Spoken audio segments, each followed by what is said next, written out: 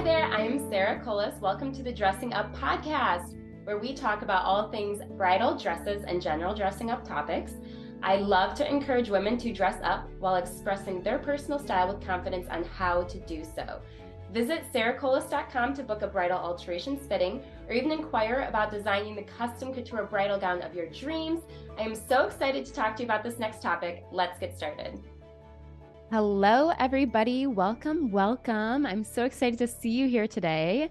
With this big 2022 wedding season wrapping up, I feel this is a great time to discuss what happens after your wedding date, as if there's such a thing, right? I know when you're in the trenches of your engagement time and planning your wedding, it is hard to think that there is a life that exists beyond this date, as our whole lives, day in and day out, is just wedding. We view this as a sort of distant date in time in which it is a sort of end point to all the madness of wedding planning. But in fact, it is very much the opposite and more of the beginning to your beautiful lifelong marriage. So a little bit of bad news. There will be a day and time in which your wedding planning all becomes past tense. Oh, it's so sad, right? You put so much time and effort into all this, and then the day comes and goes so quickly. However, if you're listening to this podcast in the perfect timing, you're probably feeling a sort of sigh of relief when I say those things, which is very normal. And it just proves that you are ready, is what I always say.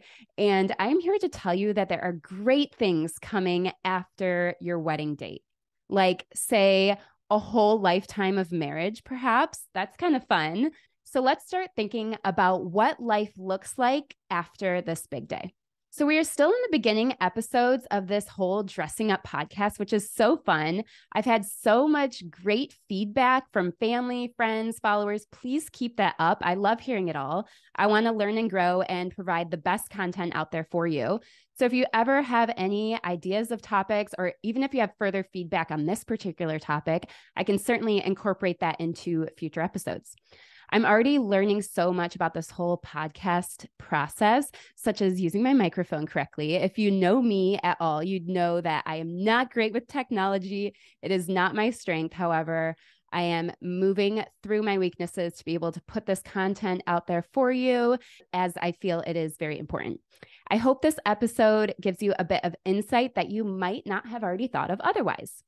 So I'm going to start with the family and close friends. I'm going to touch briefly on the night of the wedding, but this episode is more so about the days, weeks, months after the wedding. But just the very end of the night, I want to make sure of a couple things that the bride and groom should not have to worry about. So that's why I'm talking to the family members and close friends.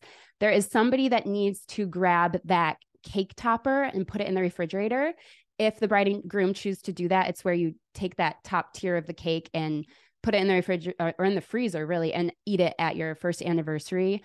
So there needs to be someone assigned to that ahead of time, so everyone knows their roles, and make sure somebody has the cards and the guest book, and then just stop there. Allow your family to enjoy the rest of the night. It is always really sad when I hear that families and friends have to do all the tear down after the wedding. So if you have room in your budget, please make that as very important that your family is able to enjoy the night for themselves. That's why it's also great to have a coordinator to be able to take care of a few of these things.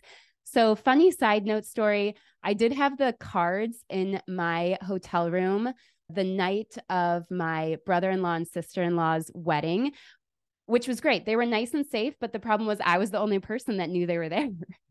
So I woke up to a lot of phone calls and text messages of everyone asking where they were. So lesson learned, I should have told somebody that they were there, but it was just kind of funny and sad waking up knowing that the bride and groom were all stressed out about it. So of course I brought the box up all nice and happy and gave it to them. So just make sure you have a plan in place ahead of time. Everyone knows their roles, and just don't make too many roles so that everyone that's attending the wedding can have lots of fun. Again, this is why it's so great to have a coordinator. So the day after the wedding, make sure to create a shared album in which all the close family and friends can add all their photos that they took from the wedding to that album. It would be great if, say, the maid of honor could do this, or another close friend or family member. And just make sure to text other family and friends to add photos to that album, but Also, just kind of keep all those text messages or like that big group chat without the bride and groom in it. They don't need to be a part of all those text messages waking up the morning of their wedding. So moving on to the bride and groom, the day after the wedding, I recommend having just a really quiet morning to yourselves to be able to talk about the wedding and just relax and have fun without having like a super tight schedule the next day. I do recommend, obviously, you see your family and friends before they leave. If a lot of people are leaving at noon, maybe make a point to see people at like 11 a.m. or something, meet in the lobby, just say your goodbyes, say your thank yous, all those things. The day of the wedding, maybe like you can wait until later in the night. You can screenshot all of your friends' posts and stories from Instagram or Facebook or whatever it may be. I think those screenshots are always nice. It's so funny that I find, especially with young people, people are always so afraid to write like a physical sweet note in the physical guest book at the wedding, but they'll be the first ones to type like a whole novel about how much they love you online and post some beautiful photos from your wedding. So I did that. I screenshotted everything the morning after my wedding, and I put all those screenshots at the very back of my wedding photo book. And I love looking back on them. They're so sweet. Also, when you talk with your friends and family, don't dwell on the things that went wrong. This is for everybody. If things went wrong at the wedding, we can discuss them so quickly, but don't bring it up over and over and over again and dive deep into it. That's not the things that we want to remember on our wedding day, unless they're just like totally hilarious and funny and everyone loves it, then that's fine. But we don't need to dwell on the things that went wrong. And that goes from the day after the wedding through all of eternity. No need to dwell on it. Account for all of your personal items, like all your jewelry and all the things that you wore on the wedding day. Make sure nothing's missing. All the pieces to the groom's tux, make sure nothing's missing. You can take your bouquet and hang it in a dark space upside down and save those flowers for maybe some sort of preservation, or even just to save the bouquet as it is, just stick it in a vase someday. But that's something you want to do very soon after the wedding. Finish packing for the honeymoon. You want to pack as much as possible before your wedding day, but I know things can get hectic and busy. If you know things that you want to pack as much as possible, throw it in the suitcase. And then I would also, if you want to be super organized, create a list of things that need to go into the bag after the wedding. Like obviously like your toothbrush and makeup and things, you're not going to throw in there before the wedding, but after, you want to just have a nice list so that you don't forget anything for the honeymoon. So within a week after your wedding, you want to take your dress to get dry cleaned, do it yourself right after the honeymoon, or have a family member drop it off for you, especially if you had like a particularly bad spill on your wedding, like someone spilled a whole glass of red wine on your dress. Like you want to take it there, like even the next day, if that's at all possible. Again, I would try to get a family member or friend to drop it off for you. That would be very nice. I recommend the Janet Davis in Royal Oak, Michigan. If you're in the area, they're great. Be sure to mention my name and they will take extra good care of your dress. But if you're looking at other places, just make sure that you go with someone that has experience with wedding dresses, and that when you drop it off, like no one seems scared or hesitant. Like if they do, then just hold on to it and find the next place. But if they seem very confident, then you should seem confident too. Research all of that dry cleaning stuff before the wedding and have a plan set. I know you have so much to do before the wedding date, but if you could just take like 10 minutes of time to research a couple places and have a plan ready for that, that would be great. And you can have a very stress-free week after your wedding. Okay, you're probably on your honeymoon. You might be getting sneak peeks from your photographer, which is so awesome and so exciting. If you can, go ahead and just print a couple of those right from their gallery website, if that's possible, or download a couple and get them printed out. It's always nice to have those couple printed photos right when you get back from your honeymoon or soon after, so that you can take them to work and show your coworkers, or just like hang them up on your desk or wherever it may be. It's just kind of fun to have those printed photos right away.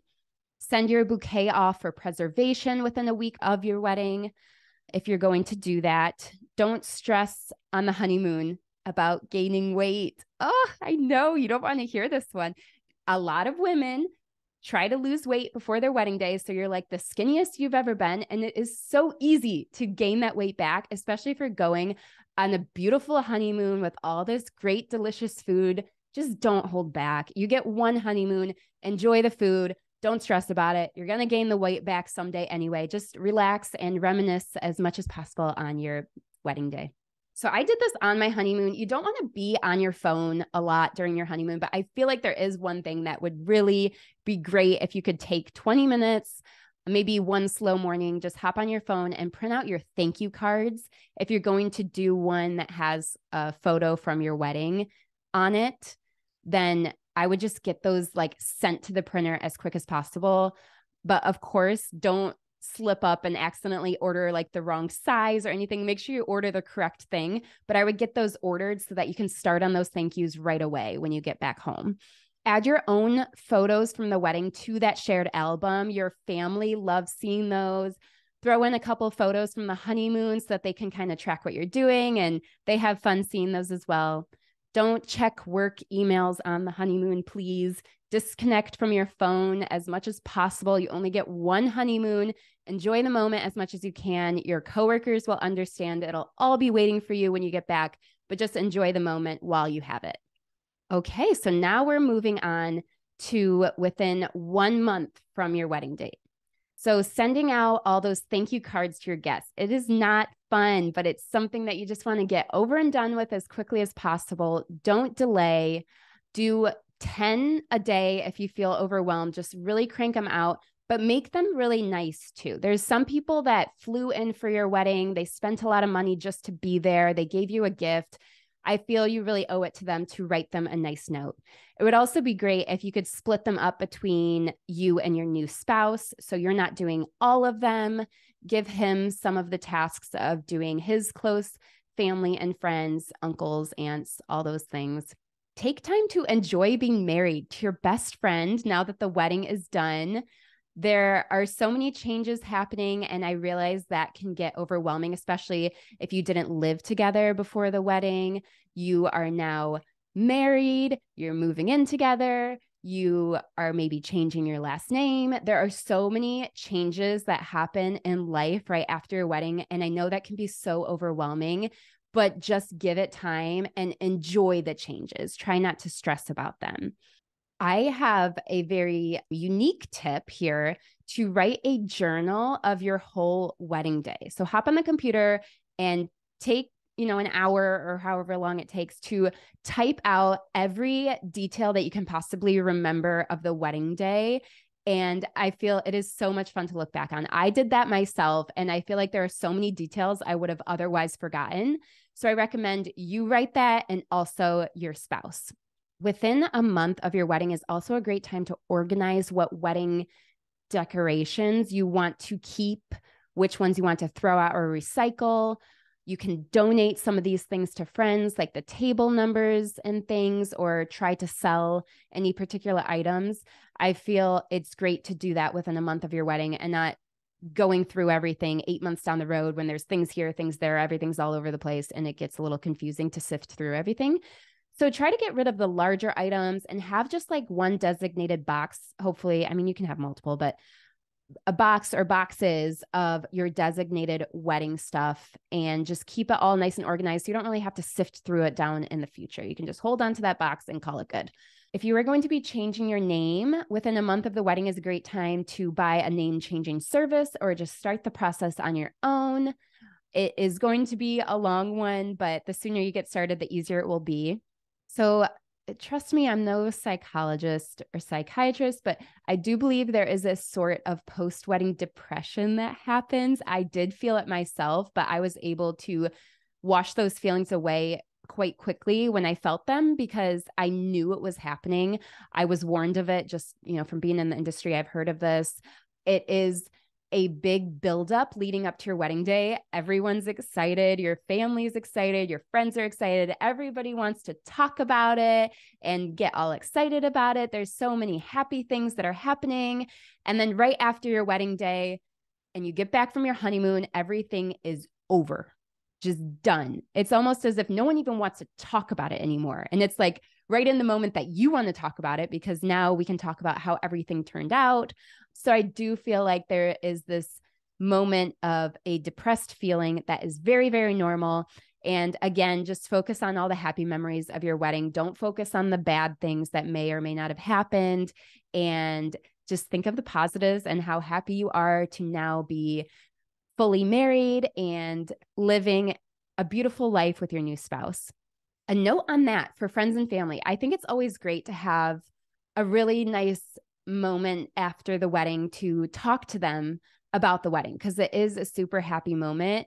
And everyone seems, again, to want to talk about the wedding before it happens, but no one wants to talk about it after. And I feel like that's kind of the most fun. And, you know, if you're a really close friend or even a distant friend, just like calling up the couple, like maybe a week, month, or several months after the wedding to just talk through the wedding with them and hear their feedback and let them know how much fun you had. I feel like that's always such a kind thing to do. So now we're moving on within 6 months of your wedding. So you should be printing out those photos. I know that seems so old school, and maybe that's just the old lady in me, but I do like to have printed out photos to display around your home, gift some to family members, print out your photo book. It'd be great if your photographer can create one for you, but if not, there are so many online services that are super easy to upload all your photos and get a quick photo book made. I would also make multiple copies of that photo book and give one to each set of your parents. They would love that. Write reviews online of all your vendors that really help make your day special. You don't have to do this a week after your wedding. You don't have to do it a month after, but do it hopefully soon thereafter. It is really, really great for all these small businesses that you have hired to make your day what it was. It is the kindest thing to be able to just go online and write them a little review. They would love that. It really makes a difference for future brides trying to book with them. And it is just a very nice thing to do. All right. So I think that wraps up all of my thoughts, tips, and tricks on all things leading up after your wedding day. So again, just a few major things. Just be super prepared and have a plan for all those little things that happen right after the wedding day. So you're not scrambling the morning of the wedding or the day after, or before you leave on your honeymoon, you're trying to scramble and get your dress to the cleaners or anything like that. I do feel like it is super important to remember your big day and all the happiest lights, and know that there are moments that happen after the wedding that are just as fun. And I hope that this podcast episode helped you just envision what life could be like after your big day. Thank you so much for listening. I'll talk to you next time. Thank you so much for listening. I hope this episode has allowed you to approach the world with greater confidence in your own personal style. If you have any questions at all, feel free to reach out through email or inquiry form on the website. I hope you are all ready to go and get dressed up. I look forward to sharing more dressing up tips with you in future episodes. See you there.